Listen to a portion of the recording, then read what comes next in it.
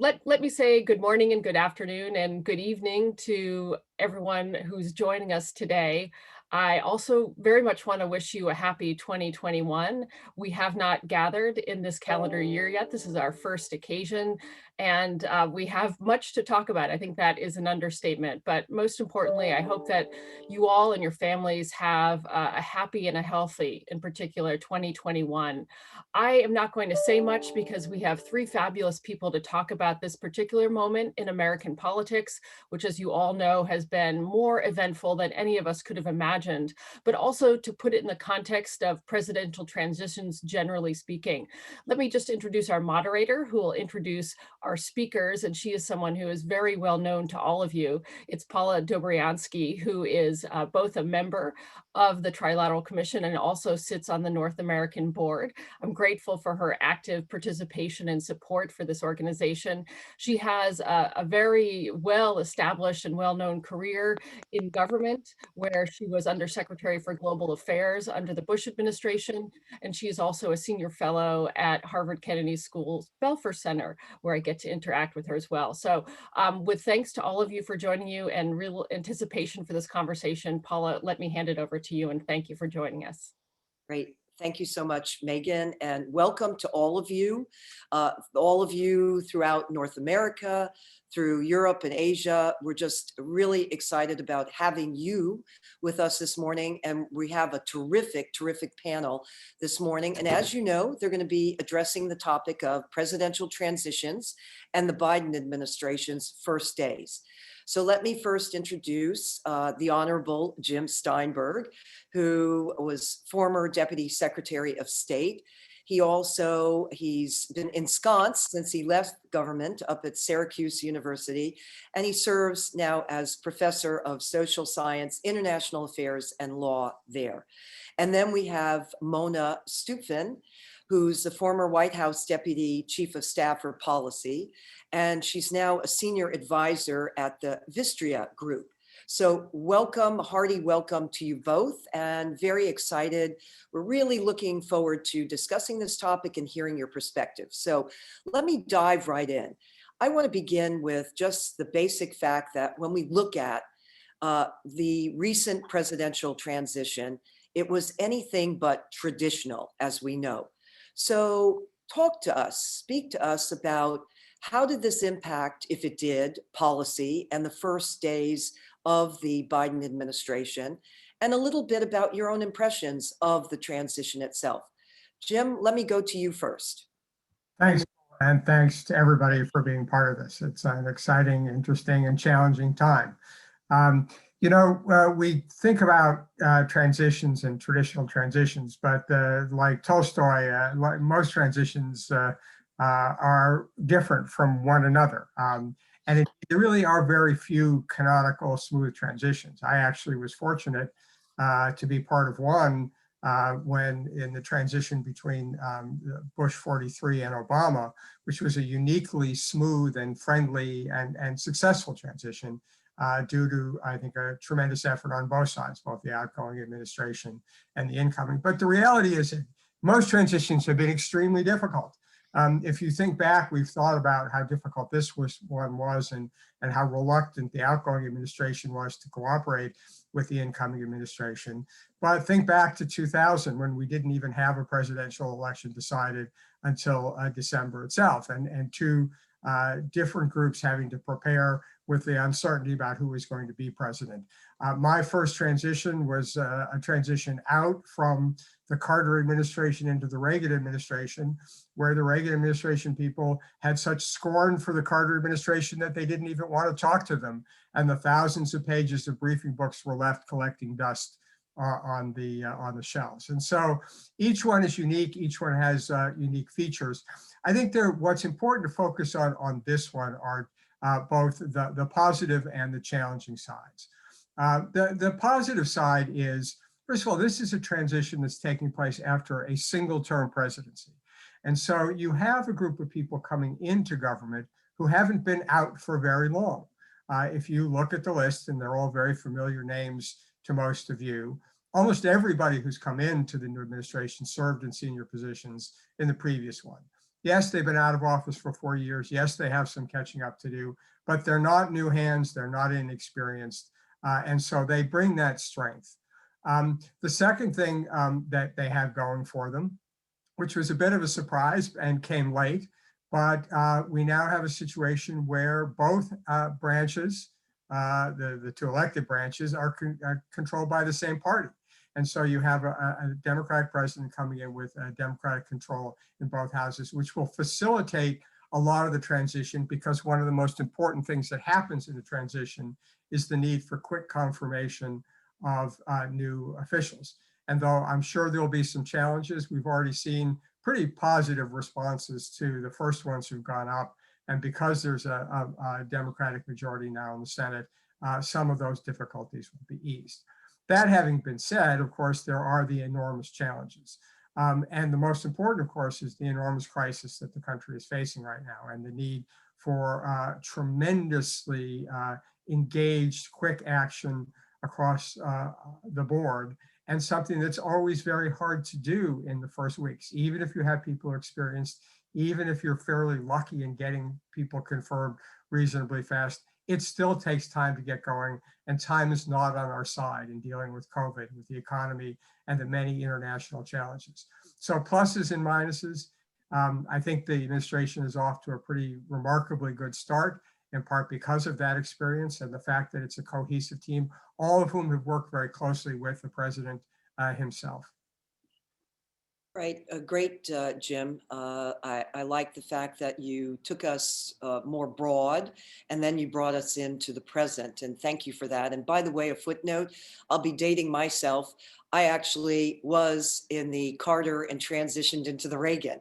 Actually, on both. I was at the NSC at the time, and I have my own perspective on that transition. Mona, let's go to you. We really want to get your perspective on this, and how you see it, because you've been through a number of transitions. Exactly. So I agree, of course. First, it's great to be with you all today, and looking forward to this conversation as well, because it's always nice to spend time with you guys. But so just, I, of course, agree with Jim, as I often do, and his characterization of it. The way I've been thinking about the transition, I was in the Obama transition, I've been thinking about how your primary drivers and motivators are shaped by the crisis that you're entering at the time. And so in this case, I've been struck by the differences between the Obama team that he's brought in and what is going on with the Biden team. And I see it across a couple of different lenses. First, as Jim has mentioned, there's a lot of cohesion of the team. A lot of that is driven by the primacy of this moment and focusing on COVID. And I'm really struck by that, because the alignment of political and policy imperatives is the strongest that I've ever really seen in an incoming administration. And when I think back to the Obama transition, we had a lot of differences of view. The political imperatives were different than the economic imperatives, and they were really different than the imperatives on the national security side. And so you ended up with a maybe not philosophically aligned, not really similarly approaching this challenge. So in a way, to me, the biggest benefit that this team has is that everybody is actually on the exact same page, because they have to get this right. This is the key to the contrast that every incoming administration wants. It's the key to getting the economy going. It's the key to whether or not you can build enough political capital to then go do all the other things you want to do. And so it's not shocking. I also think that I always have a very strong view that presidential teams reflect the personality of the person. And Biden has assembled a group of people. He deeply respects people who have expertise and experience in the field that they serve in. He's chosen people who are moderate with a lowercase m, people who know how to stitch together compromise. So there is a reflection, I think, of his personality in the group. And that, I think, is going to hold him in good stead. Although, as Jim points out, it's still really, really tough, because yes, everybody's worked together, but these are new jobs. Nobody's in the exact same job they were in before. And obviously the context has changed entirely. And the political context in the country is probably the hardest thing to overcome at this point. Because of the legacy of the discord in the country. And that really is a gating issue as to whether or not the country can project power and move into COVID response and beyond effectively. So huge challenges. Mona, let me take what you said and flip back to Jim. Jim, do you agree with the points that Mona herself homed in on? I think they built on some of yours, but since she mentioned particularly the Obama administration and just, looking at the personnel dimension and then looking at the present and how the team is very cohesive. What's your view on that? And do you see any core policy consequences that are really flowing out of how this transition had unfolded? Yeah, I mean, I think Mona's points are right on. I think part of the difference is that it was more frankly on the domestic side than on the foreign policy side. On the domestic side, when Obama came in, as Mona said, there were different people like different priorities. Were you going to focus on healthcare? Were you going to focus on the economy? Which were the things that you were going to do, and which capital were you going to spend? The famous honeymoon capital in the first days. What was it? Where were you going to try to use that?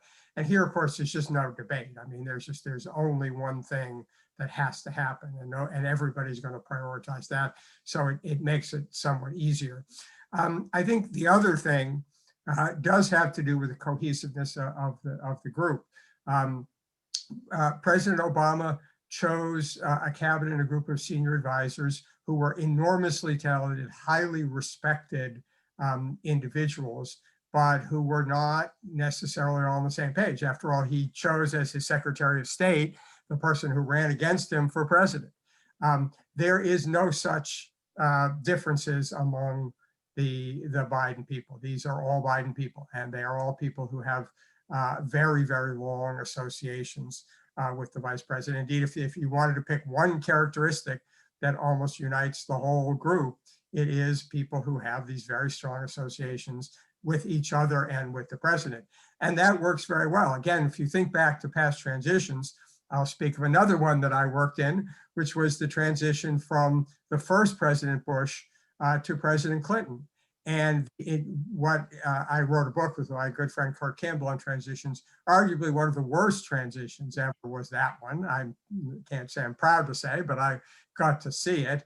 And part of the reason was because you had a very uncohesive team of people. You had people, Les Aspin at State, Les Aspin at Defense, Warren Christopher at State, Jim Woolsey at the CIA, who had very little in common and not much relationship with the president other than Secretary Christopher.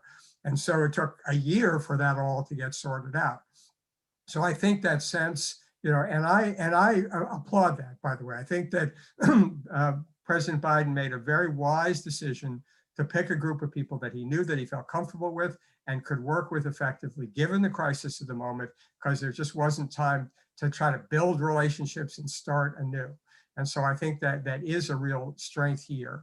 And I also agree with Mona that the divisions are enormously important because it will still be hard to get things done, even with a Democratic control in both bodies. Although I will say the sigh of relief that the Biden team must have felt after the Georgia election could be heard around the world, because this is one of those things where one vote makes all the difference in the world when you can control bodies.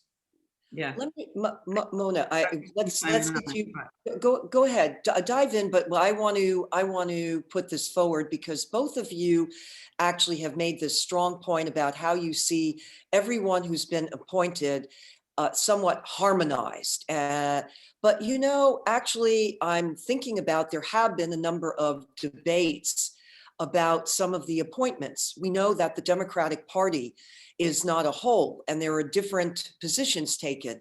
And we know that there was also a very strong push for the whole issue of diversity in the cabinet appointments.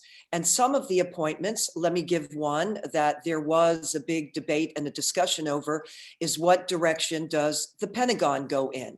And so as one example, so address that and shed some light on that, because was it really, in your opinion, smooth, even though there is this cohesiveness now in terms of the appointments? Was there some pressure to look at, well, how do the progressives fit into this transition? Mona.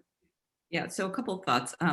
One is that I actually think I see a little bit of vulnerability in something else. So yes, I think there's always pressure to fill out your cabinet in a way that reflects your priorities. And Biden ran on a platform of inclusiveness, really turning the page. One way of demonstrating that contrast politically, the one political thing you always want to do if you're coming into power is show how you're different than the last person. And appointments is one of the easiest ways to reflect that. So not shockingly, they're really focused on making sure that it lived up to what he said he was going to do when he became president. What I've been struck by is actually something different, which is what I worry about, which is a little bit of a blind spot when it comes to this cohesiveness, which is that there's actually a lack of diversity on other areas. It's essentially all coastal elites, very few people from the Midwest, no one from the South, no business experience at all whatsoever. So you build your team, just like Obama did, for the crisis that you're inheriting on day one. And that's exactly what, given all the imperatives, seemed to make sense. But as you start to turn the corner and you want to rebuild the economy, you also potentially are creating some blind spots by keeping it so close. So you get some upsides and you have some downsides with that. So that's kind of what I worry about a little bit with this team. I think in terms of the navigating the politics of this right now, I actually think the Georgia thing was really interesting because it actually was a surprise, as we've seen, even for the Hill. Certainly for the White House. Yes, a breath of sigh of relief for sure. But the issue is it allows you to set the agenda, which is probably 50%, 60% of the power that you need, but it is not a governing majority. And so you do create some tension, and they set up their transition with the assumption they would not be winning Georgia, right? So they intentionally move forward with people and ideas and the rest, assuming they were not going to have control of the Senate, and now they do, right? So I think had they known that, they might have gone in slightly different directions with appointments and potentially some slightly different directions when it came to just how they're filling out the ranks of political appointees, because they have a particularly intentional strategy that's very different than the Obama previous transitions. So.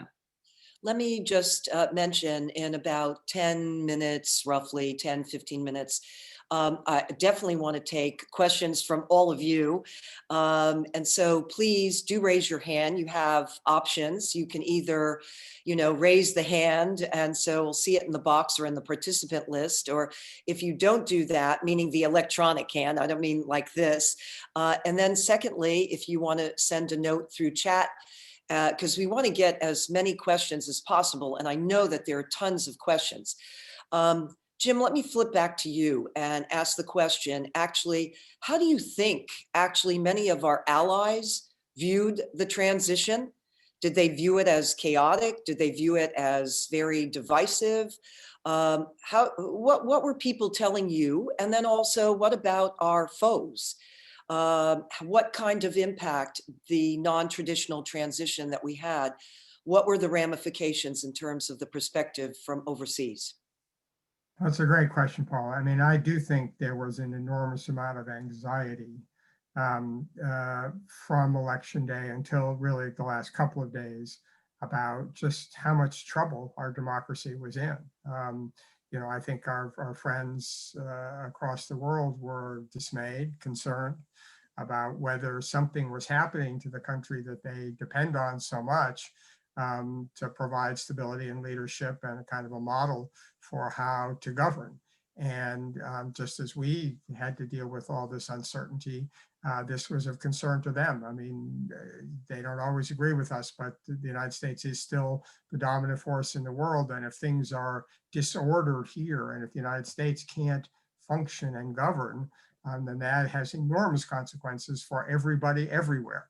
And so I think there was an enormous amount of anxiety about that, which I think has now calmed down a bit. I think, that there is a sense that it was a near run thing, but that somehow the resilience of our system survived it all. And now I think people are ready to move forward. And here again, the familiarity of the faces and the voices, a tremendous example. So let's just take one that's not directly in my area. But for the world of high finance, for economics, for trade, having someone like Janet Yellen, at Treasury is enormously reassuring. She's someone who's known to everybody. She's tremendously well respected. She had a lot of working relationships with senior officials. I know Jean-Claude Trichet is there. I hope he would echo that sense that here's a steady hand that people know that they can count on. And so, particularly because of the twin uncertainties of this unprecedented implications of COVID as a policy problem, economic, political, social, and the like, combined with the uncertainties about the transition, now people, I think, feel that they can begin to turn the page. They know who to work with. They know they're working with people that are familiar to them. Tony Blinken, another figure enormously familiar to people around the world. And so I think a huge anxiety, a huge set of concerns over the months leading up to inauguration, but now a readiness to sort of get down to business. Now, that having been said, it's important to recognize that even our best friends and allies recognize that things are not going to just go back to the way they were before. The country has changed. They recognize that underlying problems remain, that these deep divisions that Mona talked about remain. And so that's going to continue to be a concern, even though these immediate crises have passed. Hey, Jim, before I go back to Mona, what about our foes? Your concerns about that there was an opportunity for exploitation, an opportunity for disinformation, all sorts of things. What's your sense about that side of the ledger and during this transition? So, I think I never shared as much concern as some did about the sort of notion that foes would take advantage of this period and do something exploitive, dramatic between the election and the inauguration. I think that even our foes play a longer game than that. But I do think that our uncertainties and our difficulties there created long-term opportunities, mostly because it allowed people who have a different view of the world, China and Russia in particular, but Iran as well, to sort of say, well, don't look to the United States. They can't be counted on. They're not a reliable, predictable, effective leader. And so I think that it was not so much the short-term expectation that worried me, so much as the long-term changing of the balance of the way people thought about who was doing well and who was doing poorly. And so I think our ability to come through this and to show strength now has tremendous advantages to us. And I think sort of closes that, not completely, but reduces that window of vulnerability, as it were, that may have begun to open up because of the chaos immediately following our election. Okay, Mona, your view on this, and also keep those questions coming. I'm seeing that we have a number of electronic hands raised, and we're going to go to it in a moment. But Mona, how about you on this question?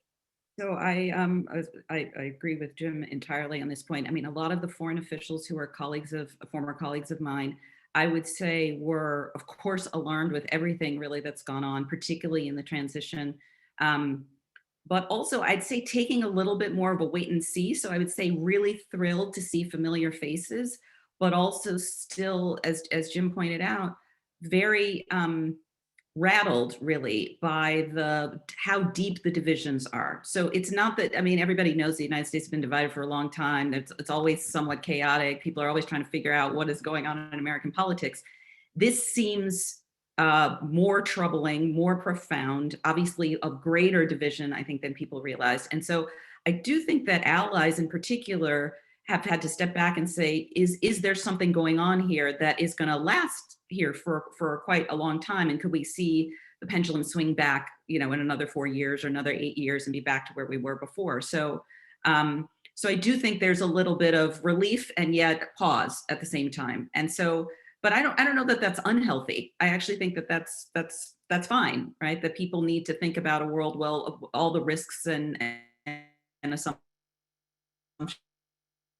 that people in their strategic planning, people are doing. I think that makes sense for those countries.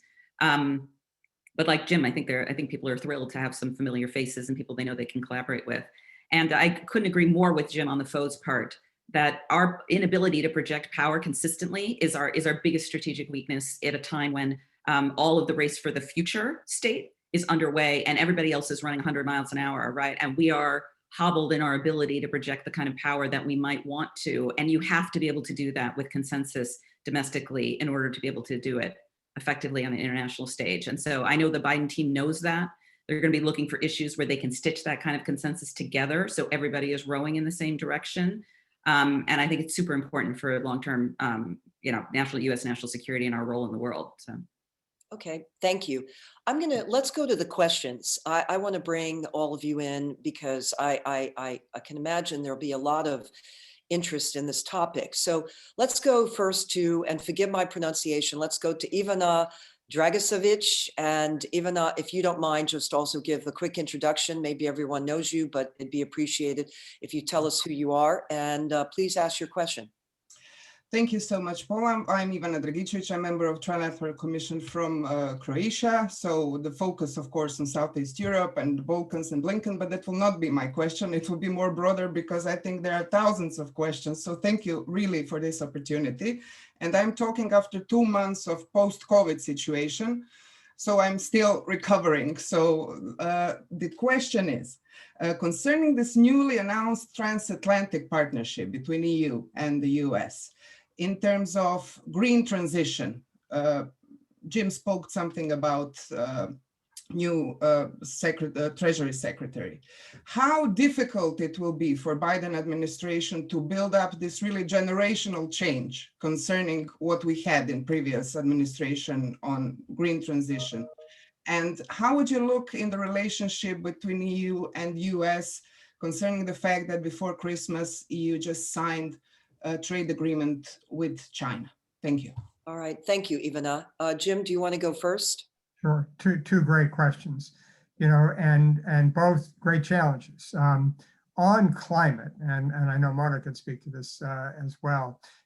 This is a big problem because although the president can rejoin the Paris Climate Agreement and can provide leadership, as Mona will recall well from the days of the Obama administration, and I recall well from the Clinton administration following our decision to sign the Kyoto Agreement, that this requires significant action by Congress. To get these things done requires something beyond what a president can do. The president can issue regulations, but Congress can overturn them. Congress has to pass a lot of the legislation to do the kinds of things that would allow for this critical green transition to take place.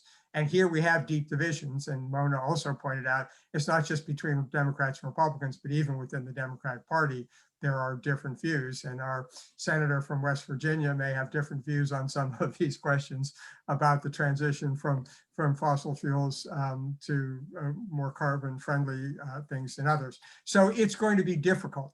And I think this is one of those areas where, frankly, the key is as much going to be the private sector as the government, and the private sector deciding that the time has come for a green transition and that they're going to lead the way. And we've seen some very encouraging signs, I think, from some companies in the last just few days about their willingness to do this. And so it's a uniquely public-private kind of problem in which the president can offer a bully pulpit, but he's going to need to both work with the Congress and the private sector to move forward to do the kinds of imperative things that we need to do. And I personally am just delighted to see the emphasis that the Biden administration is placing on this issue.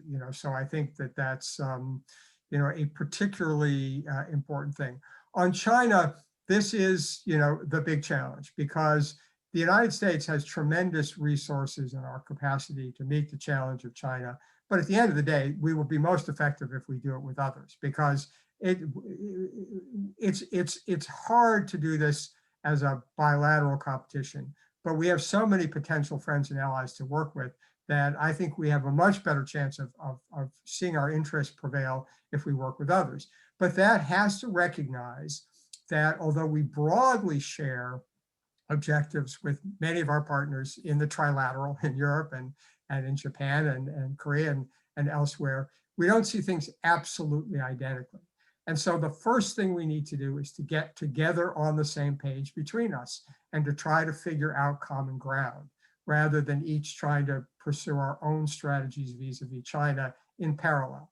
And so, I think that that was the impulse between Jake Sullivan's suggestion that we try to work together before Europe went forward with signing the agreement. It's kind of hard to do during a transition, but I hope that going forward, that there'll be much deeper cooperation, coordination, consultation between the trilateral partners and others who are concerned about China to present a united front in which the United States can put forward our views. We need to show a little bit of flexibility to take into account the different views that Japan may have, or Korea may have, or our EU partners may have, because I think we have much more in common than difference, and showing that united front to China is going to be the key to our success.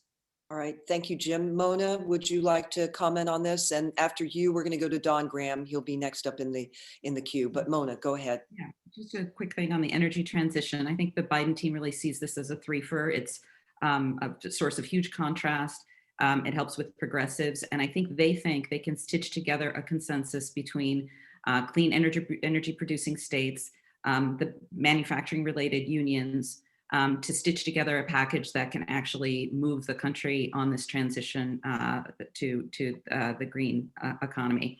They see it as a huge win when it comes to high paying jobs. And I think they're probably going to use a pathway in Congress called reconciliation to be able to tuck in infrastructure provisions where they tilt toward the green transition. There's a lot of capital. It's a very capital intensive part of the economy. The biggest issue, you're going to see this right away, there's going to be a lot of tax and other incentives designed to draw that capital in particular ways. And at the same time, I think they'll probably pursue a clean energy standard as a regulatory matter, which would basically up the expectation of how much clean energy needs to be produced as part of the energy mix. So I think they have a pretty clear plan of what they want to do. Whether they get there, as Jim said, it's hard, but I think they think the politics have changed. There's a lot of Republican groups now who are in favor of something on this, right? So there's more there. I think they can pull this together. It's no accident that Jennifer Granholm is energy secretary. So that's on that. On the China front, I couldn't agree more with Jim. I think the administration knows they have some unique tools that were developed recently, legislative and other tools, and some leverage in the system that they can deploy properly. But to Jim's point, you have to do it with friends, going one head to head, because the way the US-China relationship is playing out is no longer just bilateral. It's playing out in Europe. It's playing out in Southeast Asia. It's playing out in Latin America. So you have to get some more skin in the game, as I would say, and be more collaborative about the problems that your allies are actually facing, and come up with solutions, and not just, yell and scream at people and tell them they can't do X or Y or Z, right? So a lot of really hard work ahead. And obviously, Tony, Jake, and others know this full well, but there's no perfect answer on this one. It's going to be challenging, I think. All right. Thank you both. And thank you, Ivana. And Don Graham, let's go to you next. And everyone knows you, but please introduce yourself nevertheless. Don Graham. I'm the guy who sold the Washington Post to Jeff Bezos. So Jim and Mona, this is a very U.S.-centered question for which I apologize. I've been spending time in the very contentious terrain of immigration policy. And at DHS, I would say that the team will have to spend more than a year digging up what, I apologize for using this analogy, seem like landmines planted by the Trump team. They have rewritten every regulation, even redone every form that an immigrant must fill out to apply to the US, building in traps. I saw the same thing happen at a different agency at USAGM, where again, long familiar rules and regulations and procedures were changed in a way that will take a lot of management time to undo. Was anything similar done in the national security departments? Will those secretaries face a lot of digging up of landmines and time spent on procedural changes of the last 4 years? Okay, over to both of you. Mona, do you want to try first, or Jim? Just dive in. Okay, Jim, go ahead. So I think the problem exists on the foreign policy side as well. It's probably less severe, mostly because it's a twin problem on the domestic side, which is that the regulations have been changed and they were very, very assiduous.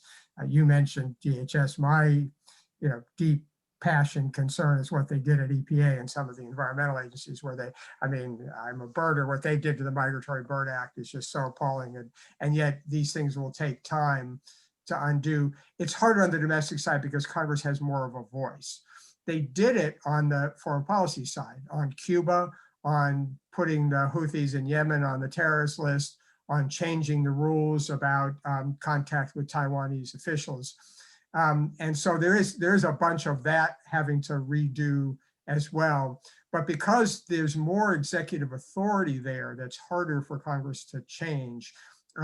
They know what they need to do and they're able to move more quickly, I think, than they are likely to be able to be successful in doing on the domestic side. But Mona may have some more insight on that. I couldn't agree more. I was going to say the exact same thing, that one, there was, I would say, more total capture in some of these agencies like EPA and DHS, where there's a particular focus from the administration, and their ability to really drive exactly what they wanted to do in the national security agencies was just more limited.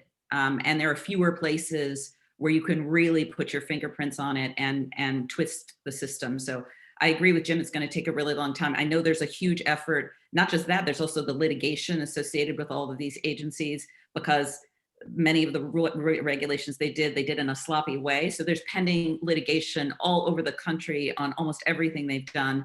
And the administration has to now go basically rule by rule, agency by agency, litigation by litigation, and try to rack and stack and order priorities to roll back. And of course, you also want to do affirmative things. So you don't want to spend all of your time rolling the other person's stuff back. You also want to be doing some affirmative things. So there's just the time it takes to do all of this and the legal time and the like. It's actually part of the reason I think the Biden administration really focused on staffing up the non-Senate confirmed positions inside these agencies, because they knew that there was a lot of hard work to do just to figure out what everybody has done, and having people in those seats right away allows them to get going faster than they might have otherwise. I'm going to go to Leonard Levy's question, which came through chat, and I'm going to present that in a second. But let me mention Heather Monroe Bloom. You'll be next in the queue after. Let me ask Leonard Levy's question, and then also Ali Wynn. Let me see where Leonard's, your thing just disappeared for me here. Leonard, why don't you ask your question? Okay, forgive me. Go right ahead and introduce yourself, Leonard. Thank you. Sure. My name is Leonard Levy. I'm chairman of American Industrial Acquisition Corporation, which is a holding company for industrial companies around the world. My question is, there's been some recent reporting that the top appointments at the State Department have all been political appointments, not current employees.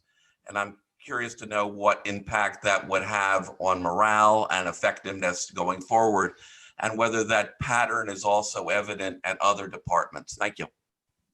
So it's a great question.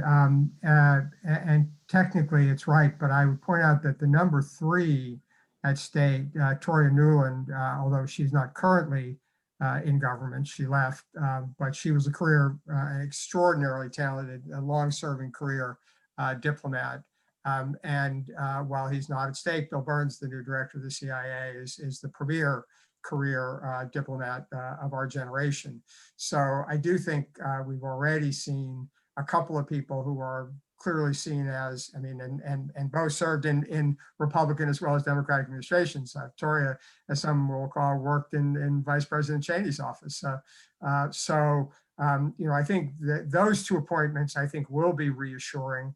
I think, the fact that, some of these people are quote, quote, political, but I don't think they're seen as, frankly, and I don't want to sound partisan, but I don't think they're seen as political with a capital P as some of the other appointments that we've seen. And so when you take somebody like, Tony Blinken, for example, a lifetime servant, worked in the Congress, so he has good relations from his years on the Senate Foreign Relations Committee with members on both sides and service in multiple administrations.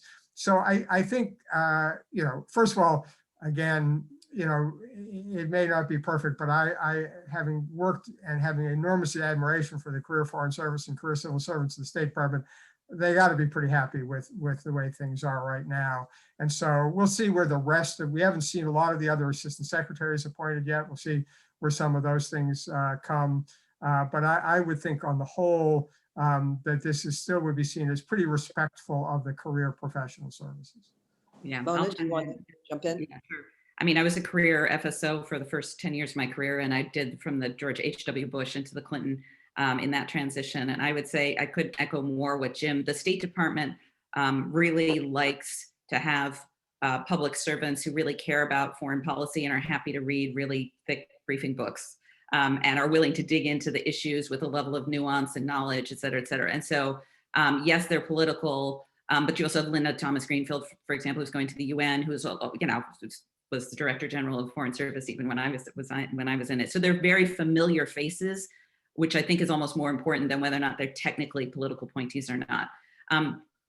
I think it's a big issue in the domestic agencies as well, because a lot of the agencies, I would say, we saw this in the Obama transition as well, there's a little bit of shell shock when it comes to the transition, because it can be so jarring of not just what the policy goals are, but just the way you are pursuing your policy objectives and your willingness or not to interact with the career bureaucracy. In a lot of agencies, it's going to feel like whiplash, and it takes everybody a little while to get used to working with each other. But to Jim's point at the very beginning, these are people who left pretty recently, right? So they are familiar faces that kind of know the building. A lot of the familiar faces, people they've worked with before, are still there. So I do think in the scheme of things, they'll probably go pretty smoothly. By the way, I'm glad you mentioned Linda Thomas Greenfield, because I was going to mention her, because when I was an undersecretary, she was the Deputy Assistant Secretary for Refugees, Population, Migration in the State Department. And so that was definitely a high-level Foreign Service appointment, if you will, to the UN. Heather Monroe Bloom, you've been very patient. Over to you. And please. Yes, thanks very much. And Mona, Jim, Paula, thank you for a fantastic panel. I wanted to take the question of the relationship with allies a little closer to home. I'm a Canadian member of the Trilateral, an epidemiologist by background, a businesswoman in the finance and investment sectors. And so you can imagine that the kind of Buy American positioning, the move day one to act on an agreed to collaboration in the oil and gas industry without maybe a full assessment of the state of that technology and whether or not it represents a transition to a greener source of energy in a context where there is still dependence on oil and gas. And most importantly, the deep integration of our societies, our nations, with respect to health and economic and trade issues. I really ask Mona and Jim, you for your views on what this all means. And of course, Canadians have a longstanding love affair with the US. We share so many values writ large, and we are positively positioned to engage in a very productive way. But what are the early warning signals in a way, and what are the sources of optimism in your view? Okay. Mona, do you want to take that one first? Do that one first, Jim? Yep, please. So one, I wouldn't read too much into the early steps, as jarring as those may have seemed, or it seemed like it came in over the transom without a lot of warning. And I say that because one of the defining features, I think, of the Biden team, and Biden in particular, is they're very, very focused on shoring up the supply chains and shoring up, I would say, a little bit of shoring up the focus on domestic manufacturing and the like. One of the big outgrowths, I think, when all is said and done on the COVID pandemic, will be to step back and look at how vulnerable the US supply chain was for everything. So if you're looking for sources of bipartisan, very strong bipartisan agreement, should not be reliant on China or any other country for 95% of our pharmaceutical supply, for example. The net impact of that, and you're going to start to see this, I think, in the infrastructure packages, is to start to tilt the supply chain to places where there's more resilience and there's more confidence that we will be able to have those supplies. So I think it's going to end up being that Mexico and Canada are net beneficiaries of that impulse. Same on the green energy front, because there is going to be a lot of cross-border collaboration when it comes to the energy transition as well. And so, so I think if any place, right, the closest allies, closest physically to the United States, I think there's going to be a lot more room for collaboration on the health side, infrastructure, energy transition than there may have been in the previous administration. Jim, would you like to add on to this question? So I completely agree with that. The one thing I would like to see, Heather, and I think that you raised a good point, is, you know, I'm second to none in praising the experience and the background of the team that's been appointed. We have yet to see somebody with a strong hemispheric background appointed to a senior position here. And you just can't have everything. I mean, you know, we've got a strong Asia team, we've got a strong Europe team. It will be good and be reassuring to see somebody who's had a lot of experience with this trilateral cooperation, both North and South. I mean, I think it's enormously important, the South too. I mean, I think we just have enormous repair work to do in this hemisphere. And so I'm sure they'll come up with somebody great. I would like to see somebody at senior levels who's got some experience and some extensive involvement that will be reassuring to our partners in Canada and Latin America, that will have the priority that it deserves and doesn't always get in the high levels of government. All right, thanks, Ali Wynn. We have you, if you'll go forth. And then I also have Megan O'Sullivan and also Nicola Brewer. And we have about 12 minutes before the witching hour. So let's be pithy. All right, Ali. Thank you so much, Paula. My name is Ali Wine. I'm with Eurasia Group. I wanted to ask a question about potential areas of continuity between the outgoing Trump administration's foreign policy and foreign policy priorities of the Biden administration. In particular, if you look at the national security strategy and the national defense strategy, there was an emphasis on China and Russia. Those are sort of our two pacing competitors, this notion of great power competition. And looking to a potential NSS and NDS in 2022, to what extent do you think that emphasis on great power competition, China and Russia, will carry over into those 2022 documents? And to what extent do you think that there might be some significant differences in foreign policy priorities? Thank you. Please. Jim, you want to jump in? So Jake and Kurt have already written the paper. You can read it in Foreign Affairs. So I mean, that's a better indication than I can give you about what they're thinking, and you can draw your own conclusions about what elements of those have elements of continuity and elements of change. I mean, I think they've laid it out pretty clearly. It builds on some work that they've done before, and I have every reason to think that reflects what the president thinks. I don't know that for sure, but it would surprise me given their relationship that doesn't. So I think that shows you that there are some elements of continuity, but I think that there is, you know, a strong recognition of the centrality of the challenge, but some differences about how to manage that. And it goes back to my earlier point, which is, you know, whatever you think about the Trump administration's approach to China, indisputably, the biggest flaw in the strategy was the go it alone side of it, right? I mean, you cannot do this successfully without doing it with others. And so that, I think, will be the biggest difference, and it will be the most important and ultimately probably the most valuable difference, in the sense of recognizing that, you know, for two reasons. One, we're just more powerful, you know, when we do things together than we go alone. I always remember Vice President Gore always used to say that famous African proverb about, if you want to go fast, go alone. If you want to go far, go with others. And that's clearly right here. But second, most of our partners, and I think our trilateral partners here have a lot to add, and I welcome voices from those who are listening, is that, you know, they want to be part of this story. They have interests which are mostly similar but not identical, and they don't want to just be in a Cold War bilateral choice between, you got to be on our side or China's side. They want a US government that understands that the best of all worlds is a set of policies that confronts China when it does things that are threatening to our economic, political, security, and values interests, but also recognizes that there are things that we can and should do with China. And if we learn that lesson from our trilateral and other partners and work together on that strategy, I'm confident we can succeed. Mona, do you have a quick add-on? Yeah, I'll just say that, like, politically, there's no, the political alignment is very strong toward continuity on these two fronts. And to Jim's point, I think the pathway to doing it, I just think is going to be wholly different. I actually think it could actually end up being just as contentious in a way. There are more tools, and I know they're super interested in, obviously there's revised CFIUS, there's FIRMA, there's different tools in the toolkit than there were even 4 years ago.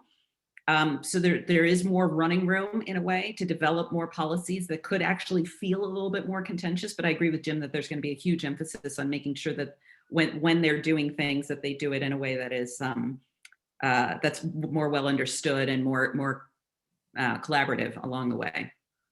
I'd like to suggest this in our closing. I'm going to share Nicola Brewer's question, if I can first, because she opted to do it in chat. And then we have our two chairs. We have our Europe chair and our North America chair. And so I think then after Nicola's questions responded to, I will go to Jean-Claude first, and then to you, Megan, and we'll get your questions, and then we'll let them close with your questions. So let me ask, interesting question from Nicola Brewer. She says, with all this cohesiveness and these familiar faces, is there a risk of either internal groupthink or public perception that the Washington establishment is ignoring everyone who voted Trump? What is being, will need to be done to counter this? Mona and Jim, do you have a reaction to that? Yeah, so I raised that in my first point. So it is a risk, I think, actually. That there's I hear this from my colleagues all in the industries and elsewhere. There's no business people. There's nobody from the quote unquote flyover states. There's nobody really in a senior role that is attuned, with the possible exception of Vilsack, attuned to the needs of those rural communities and its potential blind spot. And I agree with that. I think it's a risk. I don't think anybody's ignoring it, though.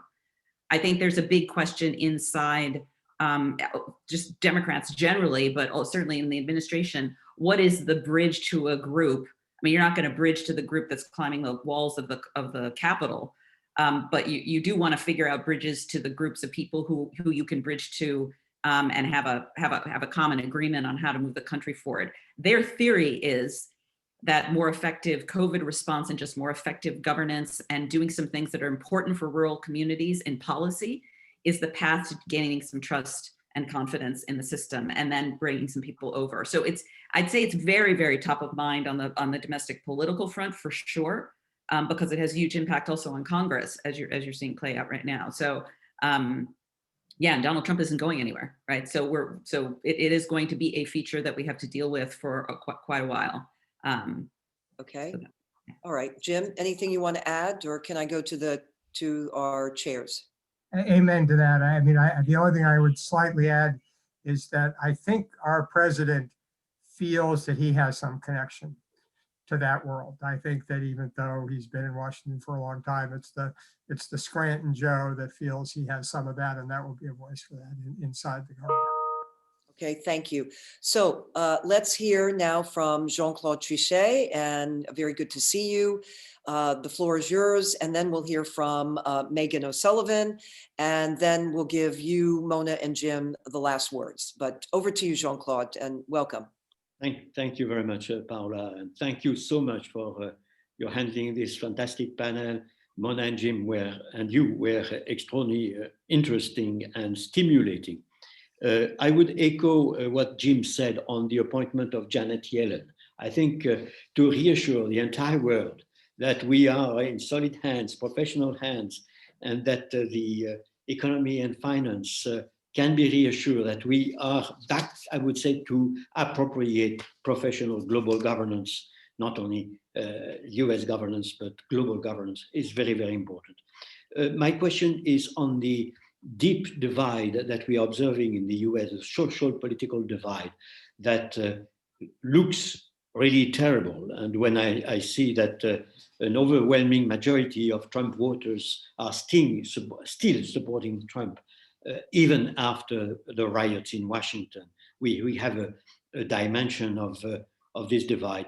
I would like very much to have an echo or a comment on the comparison with what we observe today in the US with the civil rights movements in the past, the Vietnam War. Are we in presence of something which is very new, even more alarming than what has been observed and surmounted in the past? And the question for the European advanced economy is very important, not only because the US influences enormously our countries, particularly those countries that are multi-ethnic, multicultural, like UK, France, and a number of others, but also because the US is probably exploring new maturing of our advanced societies, and maybe we are only late on what happens in the US. So that's the question. All right, thank you for that. And let's get Megan's question comment in as well first, and then over to you both. Great, thank you. And thank you, Jean-Claude. I was feeling that maybe people were being a little too polite to ask a pointed question about the obvious. So I'll just build on, Jean-Claude, your question to ask about impeachment. And certainly there's been an active debate within our country about the need to have accountability and also the need to move swiftly to address the other priorities of the country. And I wonder if either of you could comment on how you think the administration will be able to move ahead with a pretty significant distraction of an impeachment trial in the Senate in the coming weeks. And thank you again for doing this. It's been fabulous. I'm going to suggest, Mona, let's work backwards. Let's go with you first, and then Jim. Yeah. So Jean-Claude, super fascinating question. I actually think this contest for the identity of the United States is very, very deeply profound, because you have a group of people who are deeply uncomfortable with the reality of what's happening in America, which is that the economy and culture are much, much more diverse than they were before. I cannot think of a country where really the power, locus of power, economic power, cultural power, political power is shifting so significantly. And there's a group of people who really don't like it. So it's different than the civil rights movement, but it's building on it. And it's now at really an inflection point. But the reality is all of corporate America, the economy itself is all tilting in a direction. So I would say this cake is baked, but you have people who are really unhappy with how the cake was baked. And they're trying to unbake the cake. It's not unbakeable, right? So it could get worse though, because you have people who are fighting to the death because it's a way of life. So it's a very dangerous moment. I don't think people fully understand how dangerous it actually is. But I have confidence that the larger group will win in the end. So that's on that. On impeachment, I think it's very clear that there aren't the votes to impeach Donald Trump post-presidency. I think it may end up being a regret on the part of the Republican Party that they can't figure a way to get Donald Trump to step to the side, because what it means as a political matter is that his candidates and his money and potentially him himself are going to be hanging over the Republican Party for the foreseeable future. And you look at the clash inside the party, it's pulling itself apart. So if you told me, could there be a third party? The answer is yes, as a result of this. You can't bridge this divide. It's just too hard to bridge. So it's going to be a very roiled, I think, political environment for the next 4 years, definitely the next 2, and probably onward from there, because of the consequences of this pivot in American society. Thank you, Mona. Jim. Oh, great question. Jean-Claude, I spend much more of my time these days as a history professor than as a policy person. And if it's any comfort to you, one of the things I know from spending a lot of my time going back and thinking about American history is that we forget how deeply divided and how vitriolic our past has been.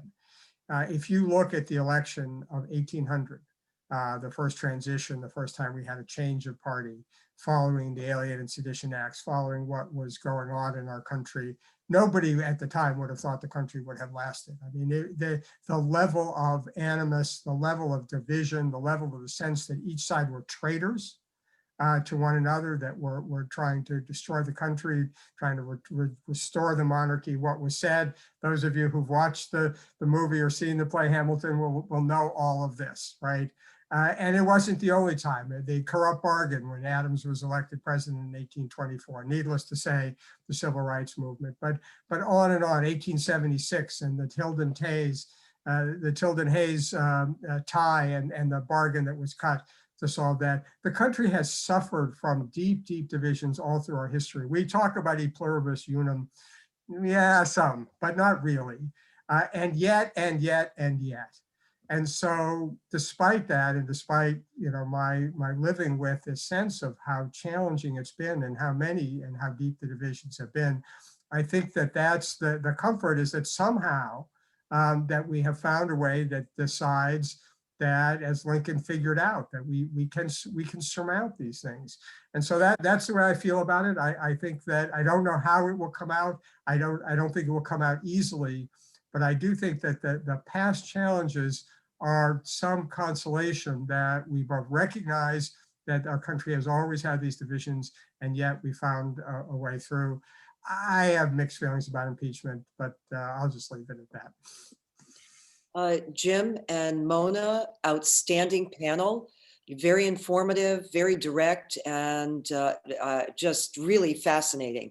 So I not only want to thank both of you for your time today and with all of us, but I also want to thank everyone who's joined on, because I think just the questions, the points were really extremely not only well taken, but I think we're at a juncture where there's a lot to be thought about, a lot to be looking at and going forward. So let me just say outstanding, just outstanding, outstanding panel. Thank you both. And great to see both chairs here from Europe and North America. And also great to see all of you across the globe. So we're closed. Unless, does our chair, North America chair, would you like to say anything in closing here about any upcoming events? No? No, I just watch your email. We do have upcoming events in the coming weeks and days. And again, want to iterate your thanks and congratulations for such an interesting and informative panel. I think we'll have lots to talk about in 2021.